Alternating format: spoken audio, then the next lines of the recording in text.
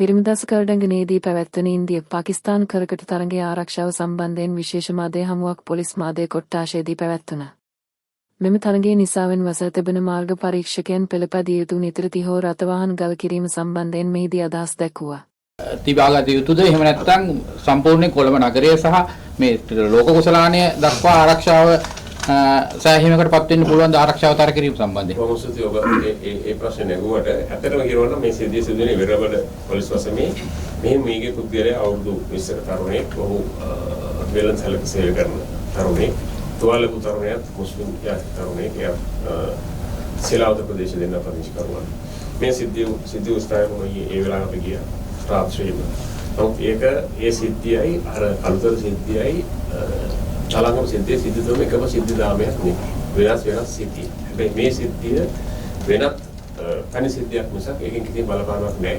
මේ ලොකු සමතරකාරී වෙන. මොකද හේතුව අපේ ආරක්ෂක කලාපයේ පිටේක සිද්ධ වුණේ. ඉතින් මේකනේ පොලිස් වසමක් තුල වෙන ඕනම අපරාධයක් සම්බන්ධයෙන් වශයෙන් කිරීමත් ඒ වගේම පොලිසියට ප්‍රවේශනවා. ඒක හොඳ කරන්නේ මේක මේ ලොකු සමතරකාරයට කිසිම බාධාවක් ඒ කියන්නේ දැන් අපි ප්‍රශ්නේ අහුවේ දැන් ආපු ගොඩක් විදේශිකයෝ ඉන්නවා. ඒගොල්ලෝ කොළඹ පුරා දැන් ප්‍රධාන හෝටල් වල ඉඳ නැති හන්ද අනිකුත් තැන් වලත් නවාතැන් ගෙන තියෙනවා. එතකොට ඔවුන්ට යම්කිසි බියක් ලංකාවේ ආරක්ෂක තත්ත්වය පිළිබඳව යම්කිසි ගැටලුකාරී තත්ත්වයක් ඇති වුණොත් ඒක රටට විදියට හොඳ නැහැ. අපි ඒ සිද්ධිය වෙන අපි දැන් අතරගේ මේ මොන ස්ථානයේ සම්බන්ධයෙන් අවදාය මොකද පැහැදිලි වෙයි මොනවද ස්ථානයක්ද කියලා. නමුත් මේ එහෙම විදේශිකයන් හෝ දේශීය වශයෙන් මේ මැච් එක බලන්න යන කට්ටියට කොළඹ ප්‍රදේශ ජනතාවට භාජන කරන්න පුළුවන් තත්ත්වයේ සිද්ධිය මේ ප්‍රදේශයක් නෙවෙයි.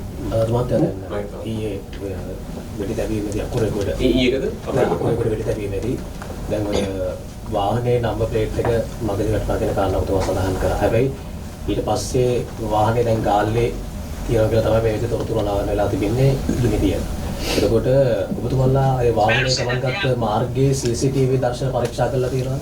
එතකොට ඒ CCTV දර්ශනවල තියෙනවද ඉදිරිපස හෝ පිටුපස මේ නම්බර් ප්ලේට් එකේ වැටලා තියෙන දර්ශනයක් හෝ මොකක් හරි ඔබතුමාලා නිරීක්ෂණය වෙලා තියෙනවා? මේ අපි විමර්ශනයේදී අපි මුලින්ම ලැබුණේ මේ අපිට මහජනතාව දොරටු ලබා දුන්නා කියලා. ඒතර මේ අංක ලබා දුන්නේ මහජනයාට ලබා දුන්නා. ඔත් මම මේ ඔයමල්ලා ඒක ලබා දුන්නේ. ඊළඟ අපිට මේ ඔස්සේ අපි හයිවේ එක ඇතුළු ඔයදන්න දකුණු පල්ල පෙර අපි දැන් සිද්ධියෙන් පස්සේ මේක ගියාම හිතන LPG කියන උදාහරණයක් වශයෙන් අපි LPG යන මාර්ගය විතර නේ බල. අපි ඒක දන්නේ නැහැ. අපි නිසා මෙහෙන් හයිවල් පාරේ කොස්ලා බලුගම පැත්තට මේ පැත්තෙන් දෙහියෝඩින් රුවන්වැල්ල පැත්තට මේ පැත්තෙන් කොළඹ දිශාවට ගොඩාක් පැති බැලුවා. මේ බලද්දි මේ වාහනේ ගමන් කරන මාර්ග ගණනාවකට අඳුරගත්තා. ස්ථාන අපි දැන් සාමාන්‍ය කිලෝමීටර් 25ක් දෙයක් වගේ දුරට අපි මේ වාහනේ ගමන් කරන අඳුරගන්න තියෙනවා. හැබැයි ඒ එකකවත් ඇවිල්ලා අපිට මේ අංක දහඩුව එච්චර පැහැදිලි රාත්‍රියේ යන්නේ අංක දහඩුව ගැන පැහැදිලි කරන වාහනේ ගමන් කරන මාර්ගය අපිට පැහැදිලි දැනට අපි අඳුරගන්න තියෙනවා. දැන් ඔය ගිනිදෙප වගේ ස්ථානයට නෙවෙයි ඒ දෙසට කිලෝමීටර් අපි තොරණ වගේ ප්‍රදේශයකට අපි හඳුනගන්න තියෙනවා CCTV. තව දුරටත් අපි CCTV බලනවා. ඊ හවුස් වෙනකොට තොරණ දක්වා වාහන මාර්ගය හොයනවා. ඒ කියන්නේ හයිවේ එකේ ගිහලා නැහැ. හයිවේ නෙවෙයි. කියන්නේ රටකන් ගිහිල්ලා නැහැ. කොරෝනා දෙනක හයිවේ එකේ ගිහලා නැහැ. ඒ කොට්ටාවට නිකන් ගියාට කොට්ටාවෙන් හයිවේ එකට දැම්මේ නැහැ. එතන අපේ කට්ටියක් හිටියා. ඔබතුමා කිව්වා වැඩි තබු පුද්ගලයෝ දෙදෙනාට අමතරව තව සිව් දෙනෙකු දැන්ට හඳුනාගෙන තියෙනවා කියලා. ඔවුන් සිව් දෙනා කිසියම් ආකාරයකින් නමගේ අපරාධකරුවන් වගේ එහෙම නම්ගේ තනත්තන්ද මේ අවස්ථාවේ කියන්නේ මේ නීතිඥවරයා දැන් මේ සමාජයේ සහ මේ සමාජ මාධ්‍යයේ යන තොරතුරක් ඒ කියන්නේ මොහු අපරාධකරුවන්ගේ නීති කටයුතුමයි කරේ කියලා. මේකේ සත්‍යතාවක් තියනවාද? එහෙම මම ඒ සමය කලින් පිළිතුරු ලබා දුන්නා. මට කියන්නේ මේ පිළිතුරු අපි විමර්ශකයන් වශයෙන් අපිට බලන්න තියෙන්නේ අපිට ලැබෙන තොරතුරු සහ ඔහුගේ නඩු වාර්තා අනුව. එහෙමනේ නීතිඥවරයෙක් අපරාධකාරී අපි කියන්නේ මනුෂ්‍ය ඝාතනයක් වුණත්, පහර දීමක් වුණත්, හොරකමක් වුණත් අපරාධයක්. ඔක අපරාධකාරයෙක් වෙනවා එතකොට. මත්ද්‍රව්‍ය අපරාධය. ඒ කෙනෙක්ගෙන් නීතිඥවරු පෙනී සිටින්න පුළුවන්. ඉතින් නමුත් අපි මොහුගේ නඩු සම්බන්ධයෙන් අපි තාම පරීක්ෂා කරන්න පටන් ගත්තේ නැහැ. මොකද දැනට පරීක්ෂා කරන්න යන්නේ මේ අපරාධ කරන අලියම තමයි අපි අවධානය යොමු කරලා තියෙන්නේ. මේ අපරාධ නඩු පෙනී සිටින්න පුළුවන්. සිවිල් නඩුවට නෙමෙයි. දැන් මේ යම් කිසි දෙයක පාතාල කල්ලි අතර ගැටුමක ප්‍රතිඵලයක්ද මේකත් යම් කිසි දෙයක පහුගිය කාලේ සිද්ධ වෙන ගොඩාක් ආందోලන තිබුණා. ඔබට මතක ඇති මේ හතර වශයෙන් හිතන සිද්ධ සරපද පිළිමහත් අයලා මේ ඔය සිද්ධ කරනවා. ඒවත් ඇවිල්ලා මේ මත්ද්‍රව්‍ය හා මේ අපරාධ කල්ලි අතර සිද්ධි තමයි. ඉතින් අපි හිතනවා මේ වගේ සමානලාවට එහෙම දෙයක් තියෙන පුළුවන් විශ්වාස කරනවා. නමුත් අපිට තාම 100%ම කියන්න බෑ. අහවල් කණ්ඩායම් දෙක අතර ගැටුම් ප්‍රතිඵලයක් කියලා අපි විශ්වාස කරනවා. අපිත් ඒ සමග අවධානය යොමු කරලා මේ සාමාන්‍ය කල්ලි දෙකක් අතර ගැටුමක ප්‍රතිඵලයක් කීරේ අපි බැහැ ගන්නෑ. නමුත් අපි ඒක සම්බන්ධ දිගටම විමර්ශනය කරනවා. ඒ කියන්නේ අපරාධ කල්ලි දෙකක ගැටුමේ ප්‍රතිඵලය යම් කිසි දෙයක නීතිඥවරයා බිලි වුණා කියලා කියන්න පුළුවන්. දැන් මට කියන්න බෑ තාම. අපි ඒව ගන්න අපි මේකේ සැකරන කියලා ගන්න ඕනේ මුලින්ම. අපි තාම මේ විමර්ශනය මට්ටමේ තියෙන්නේ. අද තමයි දැන් පහුගිය කාලේ පුරාවටම සිදුවෙච්ච වැඩ දැවීම් කිහිපයකදීම අවසාන වශයෙන් පොලිසිය පැහැදිලි කිරීම වෙනකොට අවසන් සමහර බොහෝ වෙඩ දැවීම් වල ආපු කාරණාව තමයි මේ අපරාධ කල්ලි දෙකක් අතර ඇති වූ ගැටුමක ප්‍රතිඵලයක්. මද්්‍යාවාරම් කිරීම සම්බන්ධයෙන් ඇති වූ ප්‍රතිඵලයක් නිසා මේ ඝාතනය සිද්ධ වුණා කියන එක. එතකොට සමාජ මාධ්‍ය තුල දැන් කතා බහක් යනවා කොහේ වෙඩි තිබ්බත් පොලිසිය දැන් මේක පාතාලයටයි ඩ්‍රග්ස් වලටයි මේක බැර කරනවා. ඒ හින්දා දැන් උදාහරණයක් ජින්තු පිටියේ වෙඩි දැබීම එක අවුරුදු 17 ළමකුත් එතන ඉන්නවා. 18ක. ඔව් 18ක. එතකොට ජීවිත පිටියේ වෙඩි දැමීම සම්බන්ධීනොත් මේ වෙද්දී අපි දැක්කේ යම් තැන්වල යම් කිසි වාර්තා පළ වෙලා තිබුණා මේක මේ මද්ද්‍රව්‍ය ජාවාරම්භ කිරීම සම්බන්ධයෙන් ඇතිවෙච්ච ගැටුමක ප්‍රතිඵලයක් නිසා තමයි මේ වෙඩි දැමීම වෙලා තියෙන්නේ කියලා. ඒ මේ අවුරුදු 17 ළමයාත් මද්ද්‍රව්‍ය ජාවාරම්භ කරපු ළමෙක් කියලා පොලිසිය එහෙම තහවුරුවක් තියෙනවද නැත්නම් මොකද්ද මේක එතකොට? මෙහෙමයි. ඔබරම එකක් දෙයක් පැහැදිලි කරන්න ඕන. අපි යමක් කියන්නේ මේ සම්බන්ධයෙන් විමර්ශනයක් කරලා විද්‍යාත්මක පරීක්ෂණයක් කරලා බලලා විමර්ශනයෙන් අනාවරණය කරනවා. පහුගියදා මම ධර්මපාල වාරතර කරා මේ ගොඩක් තැන්වල අපරාධ සිද්ධ වුණේ මේ මත්ද්‍රව්‍ය ජාවාරම් කරුවන්ගේ අතර තියෙන ගැටුම් නිසා තමයි මේවා සිද්ධ වුණේ. ඒක බැහැ කරන්නේ නැහැ. අවස්ථා 10ක කිව්වත් ඒ 10 සේම. ඒ එතන නිහඬයක් වුණේ නැහැ. නමුත් සමහර ගාතන සිද්ධ වෙනවා. එතනින් පිට. නමුත් අපි කියව ඔබ කාරණ සමාජ මාධ්‍ය තුල විශේෂ ජනමාධ්‍ය තුල සාකච්ඡා ලක්ව ගොඩාක් කරුණු ගොඩාක් සිද්ධි ඒ වෙන සිද්ධි. ඒක බැහැ කරන්න බෑ. එකක් දෙකක් නෙවෙයි තව සිද්ධ වෙන්නත් පුළුවන්. මොකද මේ මත්ද්‍රව්‍ය හේතු ඔබ දන්නා මත්ද්‍රව්‍ය ජාවාරම් තියෙන විවිධ හේතුන් මත නායකත්වයට ලාභයට ප්‍රවාහන සම්බන්ධයෙන් උන්නත ගැටුම් මත වෙනවා. ඒ ගාතන සිද්ධ වෙනවා. මේ නිකම් මේ පුරුද්දක් වශයෙන් කියන කරපර නෙවෙයි මේක ඒක සත්‍ය කරුණ. ඊයේ සිද්ධිය ජින්දුපේ සිද්ධියේදී අතර ඒ දරුවා මේ පොන්නේ කපන්නාව කියන්නේ සැලුන් එකක ඇතුළේ සිද්ධ වුණේ. ඔහොම ඒක සම්බන්ධ කෙලෙක් නෙවෙයි. මොකද එතන සිද්ධිය මම අපේ දැනට හිතන්නේ මම අර කිව්වේ සිලාවතර ප්‍රදේශයේ මුස්ලිම් තරුණ දෙන්නෙක් හිටිය කියලා. ඒකේ කවුරු 20ක් කියලා දහරන්නේ. ඉතින් ඒ දෙන්න වෙනසලක සහයෝගය දෙන්නේ. ඉතින් අපිට පේන විදිහට මේ සැලුන් එක වහා තිබුණේ දරවතරේ නෑ. වෙඩි දෙපු කරේ වීදුරුවල. වීදුරුවෙන් ගිහලා තමයි අර දෙන්නටයි සැලුන් එකේ කොන්නේ කපන සාබ මහත්තයාටයි ඒකට තුවල අර පුද්ගලයන් සම්බන්ධයෙන් ඉන්නේ කියලා අපි හිතනවා අනිවාර්යයෙන්.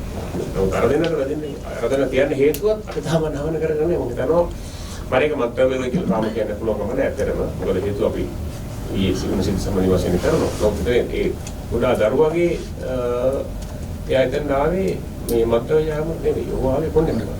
දැන් අපි දන්නවා යම් කිසි දෙයක දැන් අපරාධයක් සිද්ධ කළාට පස්සේ වෙඩික්කරුවන් දැන් අපි දන්නවා හැම වෙඩික්කරුවෙක්ම වෙන වෙන වාහන වලට මාරු වෙනවා. දැන් ඔබතුමාලා හොරණ ප්‍රදේශය වෙනකම් මේනකොට විමර්ශන කරලා තියෙනවා. කොහොමද මේ වෙඩික්කරුවන් එම වාහනයෙන් ඉවත් වෙලා තියෙනවද නැත්නම් එම වාහනයෙන් ගමන් කරලා තියෙනවද? එහෙම තියෙනවද CCTV වල කොහොමද? CCTV වල තියෙන තොරතුරු අනුව මට කියන්න පුළුවන් කරුණ අනුව අපි යම් ඒ මම කියන ප්‍රදේශය කියලා කිව්වනේ. යම් කිසි දුරක් දක්වා අපි හිතන මේ අපරාධ කර මේ වාහනය ගමන් කරා කියලා. මොකද සාමාන්‍යයෙන් මේක දිගටම සිද්ධ වෙන්නේ නැහැ. වැඩි දුර ප්‍රමාණයක් ඒ විදිහටයි කියලා අපි හිතන්නේ. මට අපි ඒ කරුණ ඒ ගමන් මාර්ගයේ උන්ගේ ගමන් විමන් ගියේ හැටි මොනවා හරි සම්බන්ධ මොකද මේ දැනමන් කියපු කරුණු ප්‍රමාණවත් අපි වෙනත් ගැටලුවක් තියෙනවා තමයි. පොඩි තව එකක් තියෙනවා. ඒ කියන්නේ ඕන් දැන් මේනොට විදේශගත වෙලාද? එහෙමද තියෙන ගැටලු? ඔව් යම් කිසි දෙයක් මේ රටින් පැන්නද? ඒ වගේ කොහොමද ඒ වගේ නීති අනුකූල විදේශගත වෙන්න පුළුවන් තියෙන හැකියාව අපි කතා කරනවා. දැන් ඔබතුමාලා ඇත්තටම ලොකු වැඩක් ඔබතුමාලා කරනවා. හැබැයි මේ රටේ ඔබතුමාලා සම්පතේ තියෙන සහ මේ ආරක්ෂක අංශයේ තියෙන අවිවලට වැඩි ප්‍රමාණයක් මේ සාමාන්‍ය මේ පාතාලේ මේ එළියට බහලා ඉන්න පාතාල සමාජිකයන් අතේ ආයුධ තියනයි කියලා පේනවනේ. දැන් ඔහොම ඇවිල්ලා ඊ ජින්තු පිටියේ කළුතර ඊට පස්සේ අකුරේගොඩ ඔහොම ඇවිල්ලා වෙඩි තියලා යන්න තරම් මේ සාමාන්‍ය පුද්ගලයෙකුට වෙපන්නයක් අරගෙන පාරේ ගිහිල්ලා වෙඩි තියන්න පුළුවන් නම් මේ රටේ ජාතික ආරක්ෂාව ගැන ප්‍රශ්නයක් තියෙනවනේ. ඇත්තටම මේකට ප්‍රධාන හේතුව තමයි ඔබ කිව්වා වගේ මේ ජනත මේ සමාජයේ අවිවාද ගැවසීම. අපි ඒක බැහැර කරන්න බෑ. අපි දැන් අපිට අත්දැකීම් තියෙනවනේ. ඉතින් ඒ නිසා මොකද මොහොතේ කාලේ මත්ද්‍රව්‍ය ජාරම තුල සමාන වෙලාවට මන්ත්‍රාගේ ජාවාරම්හාර මන්ත්‍රාගේ සමග මන්ත්‍රාගේ මේ අවස්ථාව තියෙනවා. ඒ වගේ යුද්ධ කාලේ එළියට ගියපන් තාම තියෙනවා. අපි මොකද මට දැන් අතේ සංඛ්‍යාලය කරන්නේ පහුගිය වසර තුල මේ දක්වා වෙපන් P56 සහ 9 වගේ ගිනියවි විශාල ප්‍රමාණයක් පොලිස් මුල අතරම තවත් ප්‍රමාණයක් තියෙනවා. අපි මෙහෙම දියත් කරමින් සිටින්නේ ගොඩාක් අවිවාද හොයන්න වෙනවා. දැනට අපි සැහැර අපි අල්ලපු අවිවාද තිබ්බනම් සමාජයේ මේ දක්වාම මම මේ අවසානයේ කොට කියන්න කොච්චර අන්තරම ගතව කියලා. එතකොට මේ විනාඩි දෙන්න. මේ අවසරේ පමණ STF එකකින් විතරක් T56 11ක් ඉස්තෝලාවි 12ක් රිවෝල් 7ක් වෙනත් 322ක් අර හැම දිනම මේ 2025 එකයි කියන මේ දක්වා STF එකෙන් පමණක්. හරි. විශාල.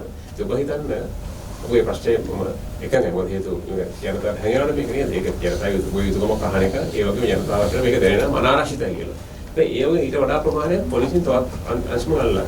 ඉතින් මේ සියලුම ආයුධ සමාජයේ තිබුණා මීට වඩා මේ ප්‍රශ්න ප්‍රවේශ ඒ නිසා අපි කොහොමද අපේ මෙහෙම දියත් වෙන ඉදිරියේදී සිද්ධියක් වුණාට පස්සේ අවිවාහ ගන්න නෙමෙයි සිද්ධ වෙන්න පෙර මේ අවිවාහ ප්‍රමාණය කොහොම හරි සමාජයේ තියෙන අවිවාහ ප්‍රමාණය අපි ග්‍රහණය කරගන්න උත්සාහ කරනවා. මෙච්චර ප්‍රමාණයක් එළිය තියෙන්නේ කොහොමද? දැන් ඔබතුමාලා අත්අඩංගුවට ගැනීම කරනවා නම් කොහොමද මෙච්චර ප්‍රමාණයක් එළිය තියෙන්නේ? මොකද කලින් අපි දැන් හොයාගෙන සමහර අවස්ථාවලදී ලංකාවට මොකද ලංකාව මුලින්ම රටක් මේ රටේ වටේ කුඩා බෝට්ටු දෙනවා 34000 කියලා. දිවර බෝට්ටු විශාල බෝට්ටු දෙන 8500. ලංකාවේ මැද වෙන 80%කට 90% ප්‍රමාණයක් කියන්නේ නීති විරෝධී මුළු මාර්ගය ඔස්සේ. ඉතින් අපි අවස්ථා දෙකක් උතර අපිට හම්බෙලා තියෙනවා මේ අවිවාද මේ මැද වෙනකොට මැද වෙන ඉතින් ලංකාවේ ඇවිල්ලා තියෙනවා. අපි සම්බන්ධයෙන් අවස්ථා අපිට ලින්ක් කීපයක් කරා විශේෂ කර බලහයි පොලිස් මැද වෙන ආශාකාරයි කියලා ඒ නිසා ඒ ආකාරයෙන් ඉන්නකොට අපි තාමත් අපේ මුළු සීමාව 100% අපි එක්ස්කියුවර් නැහැ. ඒ නිසා ඒකේ ප්‍රතිඵලයක් තමයි එක හේතුවක් මේක. ඊට අමතරව ඔබ දන්නා යුද්ධයෙන් පස්සේ LTT කාලේ පව ආපු වෙපන් තමයි දැන් මේ ළඟදී හම්බුණා වෙපන් මෝටා කොටස් වගේ හම්බුණා. ඒවා නම් බාහිර කරන්න රොකට් ලොන්චස් ඒවා බාහිර කරනවා තමයි ඒවත් අපිට හුලා තියෙනවා. ඒවත් ටිකක් තියෙන කොහොමද මේක අල්ලගත්ත යුතුයමයි. ඒක තමයි අපි වැඩිව අවදානම් කරන්නේ මේක අපිට ඇත්තට ආරක්ෂා මාත්‍යාංශයේ විශේෂයෙන්ම ත්‍රිවිධ හමුදාවේ සාහිත්‍ය නිරත කරනවා.